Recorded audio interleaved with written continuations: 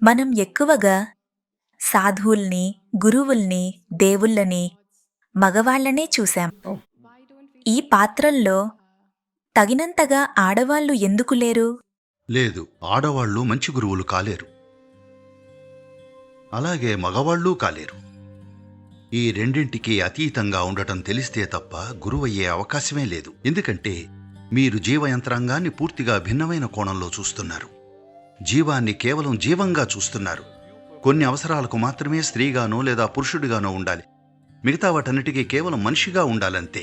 గురువుకు ఎలాంటి శరీర భాగాలున్నాయన్నది మీకెందుకు ముఖ్యం? what kind of body parts a guru has? ఆయన మీకు ఉపయోగకరమా కాదా ప్రశ్న అదొక్కటే. ఋషులు, జ్ఞానుల విషయానికొస్తే గతంలో ఎంతో మంది ఉండేవారు.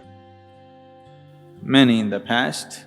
ఈ రోజుల్లో స్త్రీ ఎలా ఉండాలనే కమర్షియల్ క్యాంపెయిన్ పూర్తిగా ప్రపంచంలో తప్పుదోవ పట్టింది, వెస్టర్నైజ్ అయిపోయింది. నా ఉద్దేశంలో మహిళా జనాభాలో చాలామంది దీనికి లోనయ్యారు.